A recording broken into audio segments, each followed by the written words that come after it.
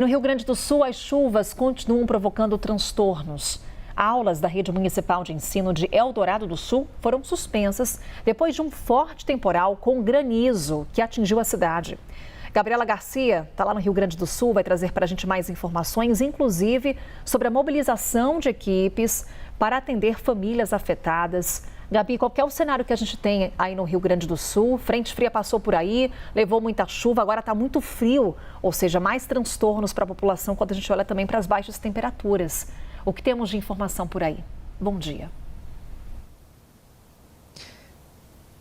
Oi, Carol, bom dia para você, bom dia a todos. Fim de semana teve temporais fortes, isso em várias localidades aqui no Rio Grande do Sul, inclusive em Porto Alegre. A gente teve muitos galhos caídos, árvores, mas, de fato, os maiores estragos foram registrados nos municípios de Eldorado do Sul e Canoas, ambos aqui na região metropolitana de Porto Alegre. Em Eldorado do Sul, inclusive, como você mencionou, aulas suspensas na rede municipal, isso em escolas localizadas no distrito do Parque Eldorado e também nos assentamentos.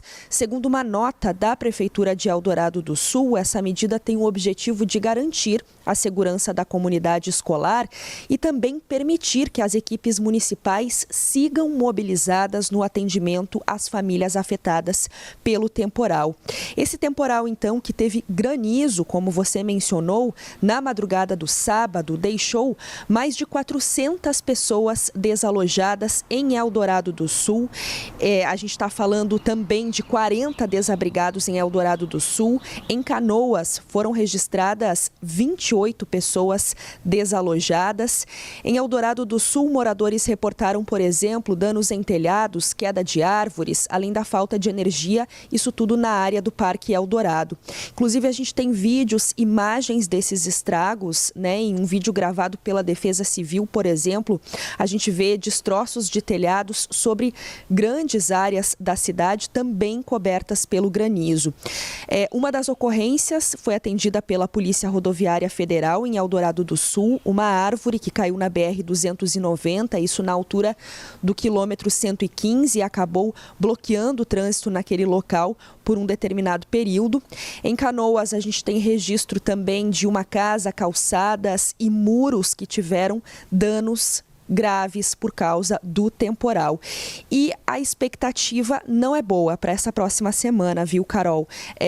A gente tem a possibilidade de mais um evento de chuva intensa, com algumas áreas do Rio Grande do Sul chegando a acumular entre 150 e 200 milímetros em cerca de 3 dias. Então, um grande volume de chuva em um período curto de tempo. Há indícios de que esse cenário de chuva pode permanecer frequente na região, inclusive ao longo do mês de agosto e setembro. A gente conversou com a Notus Meteorologia, que prevê que no mês de julho a região deve ter pelo menos 3 eventos de chuva mais generalizada associadas à passagem de frentes e também ao avanço de sistemas de baixa pressão. Portanto, a gente já teve nesse final de semana esses grandes estragos aí, principalmente em Eldorado do Sul e em Canoas, cidades da região metropolitana de Porto Alegre, mas nessa semana o estado deve ser atingido por mais chuva. Portanto, por aqui, sinal de alerta, Defesa Civil mobilizada para atender, essas ocorrências que passaram e as possíveis novas ocorrências que virão com novos temporais ao longo dessa semana. A gente, claro, acompanha tudo e segue atualizando por aqui a situação dessas pessoas afetadas. Carol. Combinado então, Gabi. Gabi conversando com a gente ao vivo, direto de Porto Alegre, lá do Rio Grande do Sul. Vamos falar mais sobre a situação do tempo, do clima, com o nosso analista Pedro Cortes. Tudo bom, professor? Bom dia. Bom dia, Carol. Seja bem-vinda. Obrigada, professor. Aqui de volta acompanhando a situação lá no Rio Grande do Sul, excesso de chuva, e a tendência é que essa chuva se intensifique ainda mais, porque estamos nesse momento sob a influência já do El Niño. E há uma perspectiva de que os episódios de El Niño mais intensos devem ser registrados agora no segundo semestre. E isso pode trazer uma série de impactos. A gente fala aí dos transtornos para a população, professor? Quando a gente olha, por exemplo, também para áreas da região sul do Brasil, até mesmo aqui, a agropecuária pode ser afetada por lá. A gente está falando de quais culturas, professor?